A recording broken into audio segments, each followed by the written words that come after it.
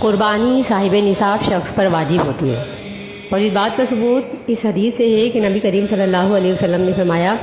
جس شخص کے پاس مال کی وسعت ہو اور پھر وہ قربانی نہ کرے تو ہماری عیدگاہ کے قریب مت آئے۔ یہ حدیث احمد بن حنبل، اسحاق بن راہوے، ابو یعلا رحمہ اللہ نے اپنی اپنی مسانید میں درج کی۔ حاکم رحمہ اللہ نے کہا کہ یہ حدیث صحیح ہے، اور یہ بھی فرمایا کہ سوائے عبداللہ بن عیاش کے اس حدیث کی تمام راوی بخاری اور مسلم کے راوی ہیں، اور عبداللہ بن عیاش صرف مسلم کے راوی ہیں۔ وہ کہا اس حدیث میں مال کی وسعت سے نصاب کے بقدر مال مراد لیتے ہیں، کیونکہ شریعت میں مالدار اسے تصور کیا جاتا ہے جو نصاب کا مالک ہو، اور جو نصاب کا مالک نہ ہو شریعت کی اصطلاح میں اسے فقیر یا مسکین قرار دے کر زکوٰۃ کا مستحق قرار دیا گیا ہے۔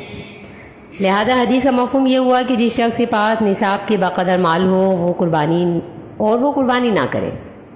تو نبی صلی اللہ علیہ وسلم نے اس شخص پر ناراضگی کا اظہار کیا ہے، اور اس شخص کو عیدگاہ کے قریب آنے سے بھی منع کر دیا۔ نبی صلی اللہ علیہ وسلم کی اس ناراضگی اور حکم سے یہ معلوم ہوتا ہے کہ صاحب نصاب شخص پر قربانی واجب ہے، اسی لیے اس کے نہ کرنے والے پر ناراضگی کا اظہار کیا، اور ناراضگی کا اظہار واجب اور فرائض کے ترک کرنے پر ہی ہوتا ہے۔ اس وعید اور غصے کو نبی صلی اللہ علیہ وسلم نے چونکہ مال کی وسعت نصاب کے بقدر مال کے ساتھ جوڑا ہے، تو جس شخص کے پاس اتنا مال نہیں اس پر یہ وعید بھی نہیں ہے، لہٰذا اس پر قربانی واجب بھی نہیں ہے۔ بس خلاصہ یہ ہوا کہ اس حدیث سے یہ ثابت ہوا کہ صاحب نصاب شخص پر ہی قربانی واجب ہوگی۔